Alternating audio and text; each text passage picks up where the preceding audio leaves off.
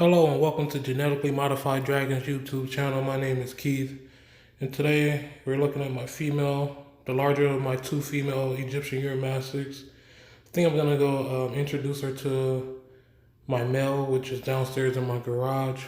But I just came in here and looking at her, and I just want to see what they'll do with each other and how they react to one another. I was gonna wait until next year to do this in spring, but I'm gonna go ahead and do it now. And if nothing favorable goals, I'll wait till spring to introduce them again.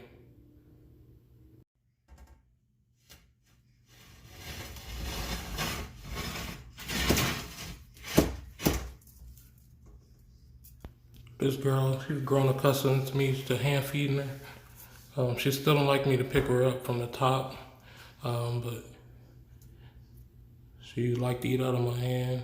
I usually have the best food when I'm hand feeding, so she always look forward to hand feeding. I don't have anything I'm feeding her right now. I'm just showing you guys how she reacts to me, and she's ready to accept food from my hand.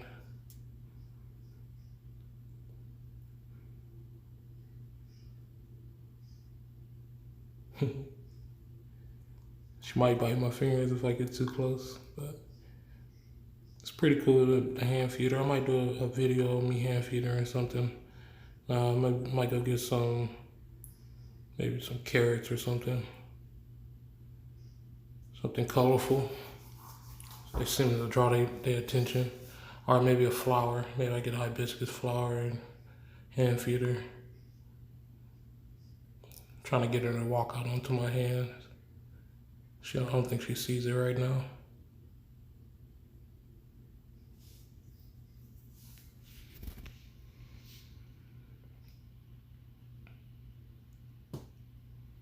There she go. She's still looking for food. She's getting a little scared now. She notices a hand. I put the gloves on because I don't fully trust her. Because when I try to pick her up, she always swing her tail at me. But it seems like she always curious to get on my hand by herself. Maybe she just don't want to be grabbed. So I'm trying to let her walk onto my hand by herself. I did it once in another video, and she walked out with no problem. But again, when I go pick her up myself, she seems to not like it, so I don't really trust her.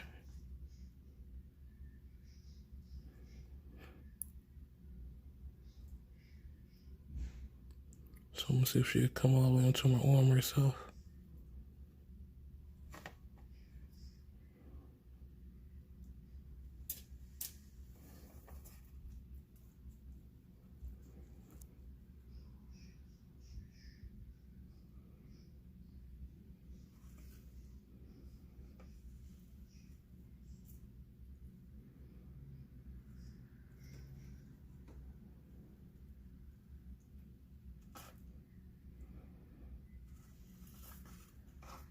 She's doing it.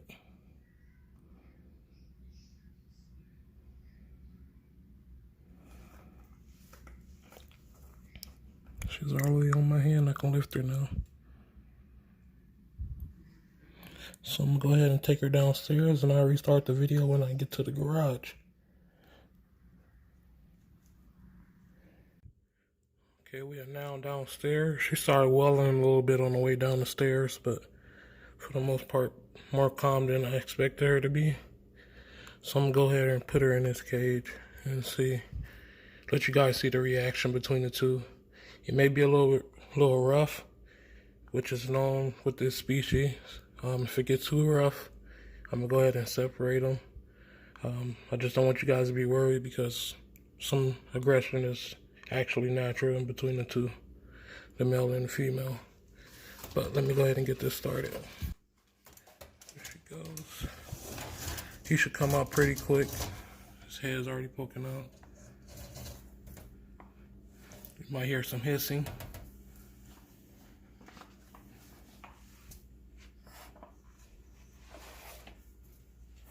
She's displaying to him. He's down there wiggling his body.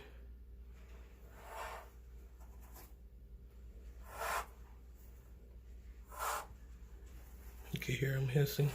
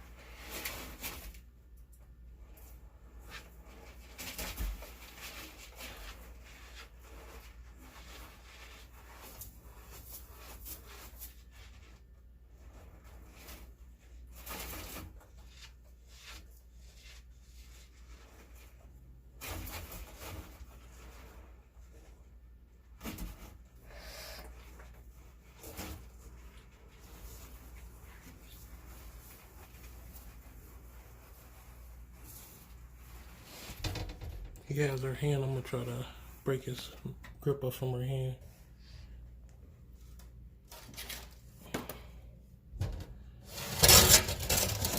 So this biting the hand has nothing to do with breeding. Get it here.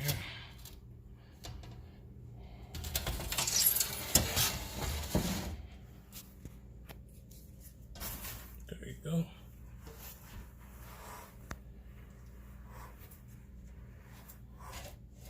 But it's not bleeding or anything. Just putting pressure on it.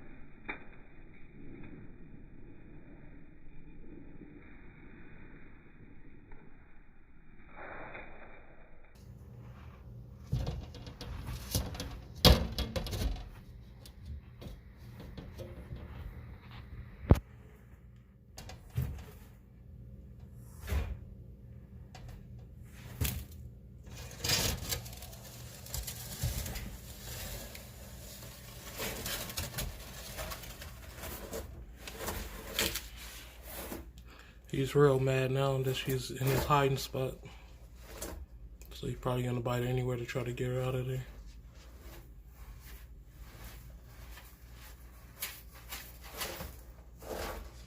And she's swinging her tail underneath there.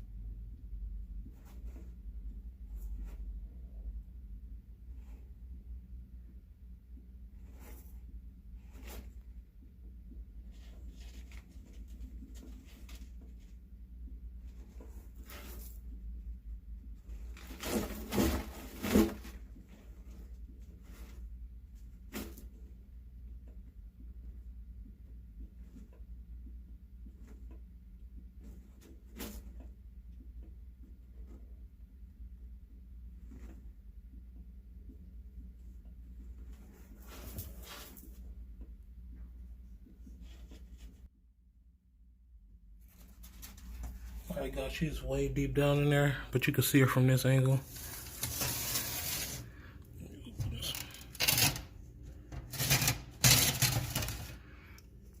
And what she's doing is she's pumping her body up against the floor of the cage and the top of the rock right there, underneath there. And that's pretty much what they do in the wild too. They run into a crevice, swell their body up, and leave their spiky tail hanging out or to the side. So whatever's trying to eat them or get to them only has a spike tail to deal with.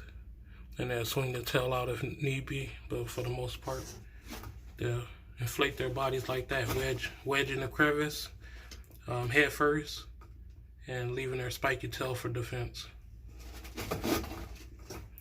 You can see she's pressed up against there because she's blowing her stomach up. But when she come back out of here, I'm gonna go ahead and take her out, and I'm gonna go ahead and set up her cage today, and I'll put it in tomorrow's video. So subscribe if you're not subscribed, so that you can see that video and any other videos that I have. And until then, I have over 300 videos that you can go watch right now. Here's 4 of them that you can click on, just to keep you informed until I get the video up tomorrow. Hope you guys enjoyed this video, and I'm gonna be sitting here for a while until she comes out so I can get her.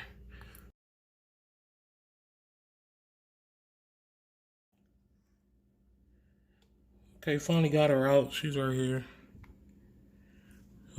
She was getting a little redness around the neck because he kept biting on her neck. So I decided to take her out. I took her out, he came out and make sure she was out of the cage or out of his territory. He was looking for her. He's still looking for her. But yeah, she had a little redness around her neck. I'm not sure if it's coming through on camera. She's trying to get out. But I'm gonna go ahead and put her back in her cage, and I reintroduce them back to each other in spring. And hopefully have some better luck after they have wintered. And see what happens then. If no one buys them before then, of course. But I'm gonna go ahead and put her back in her cage and set up her new cage, which I'll do a video on tomorrow or maybe next weekend. Yeah, tomorrow I have something already planned, so I'm gonna have to do that one next weekend and reset that one up. I'm also got to set this one up as well for my other female. Then once I have them set up in here, they'll be all set for a while. These cages are 7 foot long, 3 feet wide. This top one is, I think, 2 feet tall too. 2 feet tall, 3 feet wide, and 7 feet long. Same for that one over there. This one's 4 feet high. The bottom ones are 4 foot tall, but the other dimensions are the same. So yeah, I'm gonna put her back in the cage, let her relax, give her some greens, and see you guys next weekend when I'm setting up that cage. All right, thanks again. Bye.